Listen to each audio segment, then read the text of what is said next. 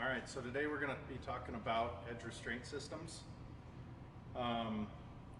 Reasons why you would be setting up an edge restraint system is for fall protection, investigation, edge attendant, and the big one that we want to focus on is kind of that investigation of first companies on scene, and setting your own anchor, running the appropriate amount of cord out, and then being able to tie yourself in to restrain yourself and have some sort of fall protection for not going over a cliff face.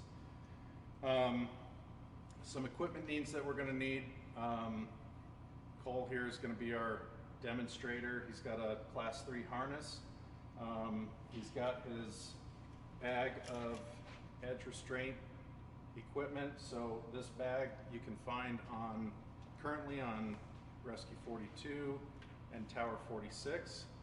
We'll probably be putting some on UTV 47 in the near future, but that's where you can find them right now. 30 foot of 9mm cord.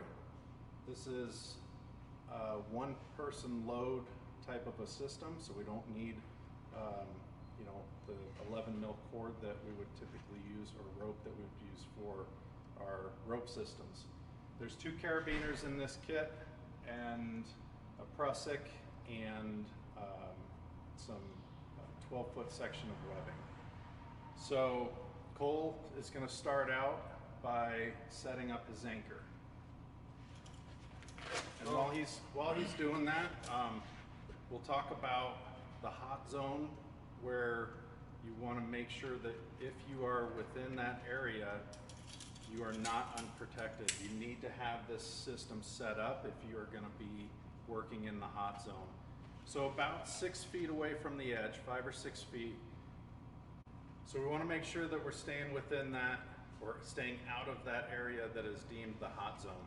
What the rescue group will typically do is they'll take a piece of webbing or a piece of rope and they'll lay it out on the ground to signify that this is the start of the hot zone. Nobody should cross this line without some sort of protection in place, and the protection that we're looking for is our edge restraint system.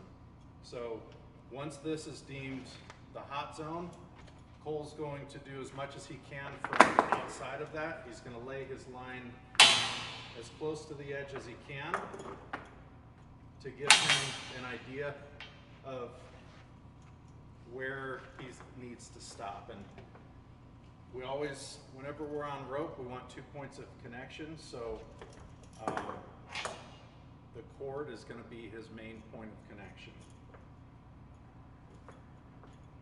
So I'm tying off my anchor, secure it, did an inline 8. I got my measurement.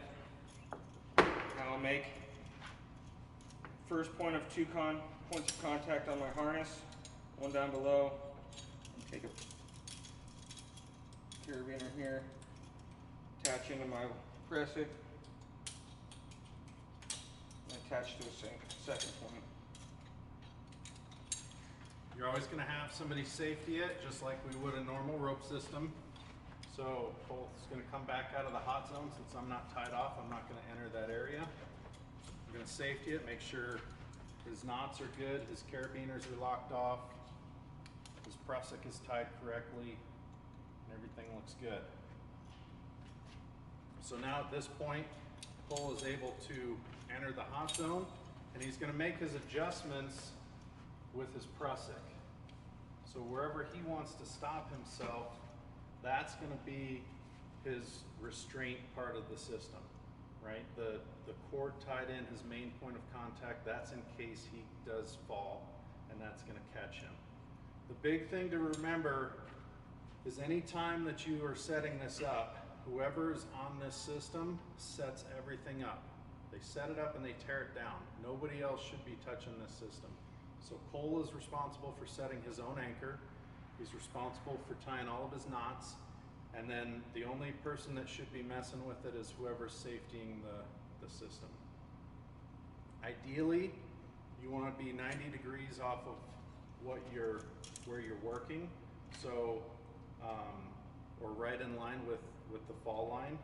You don't want to be at a 45-degree angle, because if you were to slip and fall over the edge, you're going to have that swing factor and you're going to have that extension of that rope and you're going to fall a lot farther.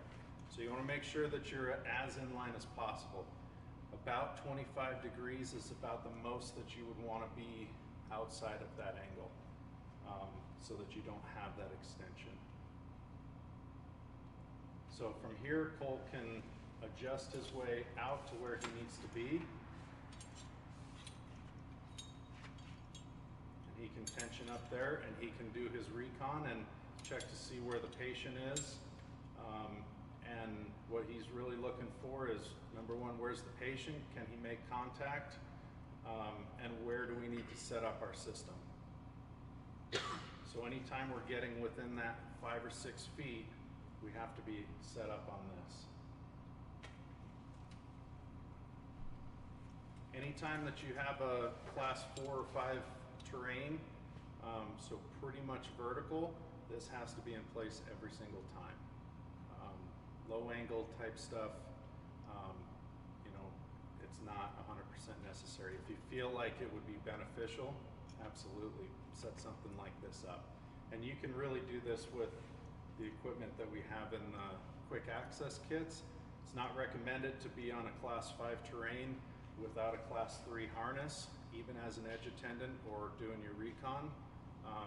But if you're kind of in and out really quick and you're comfortable with it, then that would probably be appropriate. So, but this is the equipment that we would want to see for any edge attendant.